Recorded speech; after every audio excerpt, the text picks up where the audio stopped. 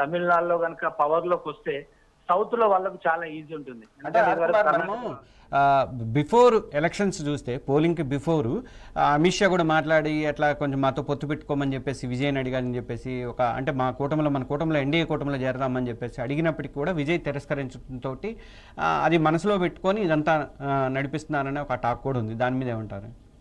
Exactly అదే అంటున్నారు చాలా మంది.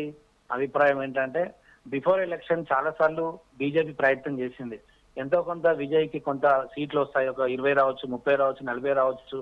మేబీ ఒక కొత్త సినీ నటుడు గతంలో కూడా కొంతమంది సినీ రంగం నుంచి వచ్చి ముఖ్యమంత్రి కూడా అయ్యారు కాబట్టి మేబీ ఒకవేళ విజయ్ అధికారంలోకి వచ్చే అవకాశం లేదా ఎక్కువ సీట్లు వస్తే మీరు మాతో పాటు పనిచేయమని బీజేపీ ఒత్తిడి చేసినట్టుగా మనకు చాలా మంది వార్తలు వచ్చాయి. దాన్ని చాలా మంది బలపరుస్తున్నారు.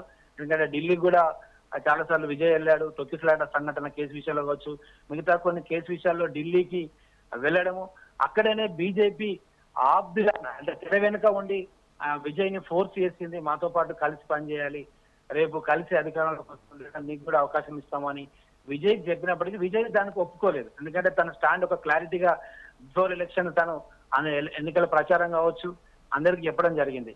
నేను ఏ పార్టీతో పొత్తు పెట్టుకుని ముఖ్యంగా బీజేపీ మీద తను కొంత నెగిటివ్ గా ఉన్నాడు.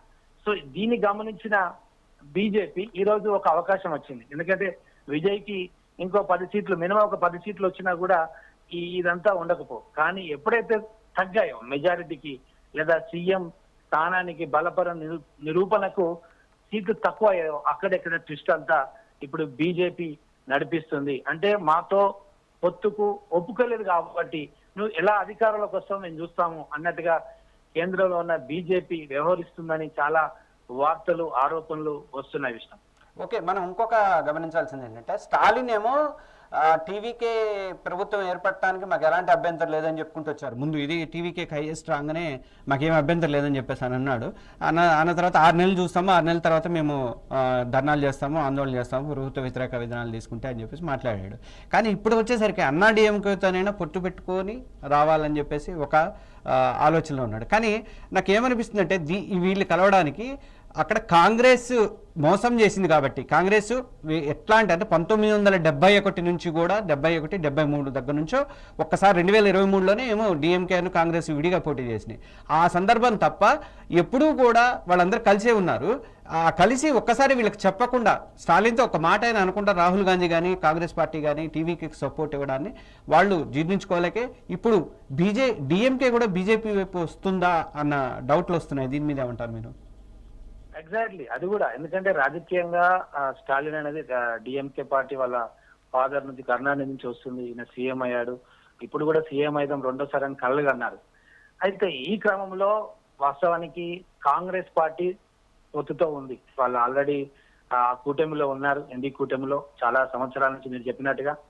కానీ ఒక్కసారిగా విజయ్ తో పొత్తు పెట్టుకోవడానికి, విజయ్ తో అధికారాన్ని షేర్ చేసుకోవడానికి కాంగ్రెస్ పార్టీ స్టాలిన్ తో సంప్రదించకుండా అంటే డిఎంకే పార్టీతో సంప్రదించకుండా ఒకటేసారి హఠాత్తుగా బయటకు వచ్చేసి మేము డిఎంతో పొత్తు తెగదింపులు చేసుకుంటున్నాం, ఇప్పుడే కాదు రాబోయే స్థానిక ఎలక్షన్స్ కూడా మేము విజయ్ తో పోతామని ఒక తొందరపాటు మేబీ కాంగ్రెస్ పార్టీ తీసుకుందనవచ్చు. ఒకవేళ అది తొందరపాటు నిర్ణయం అని అనుకుంటే ఈ రోజు స్టాలిన్ కూడా వెనక్కి వెళ్ళడానికి కారణం అదే.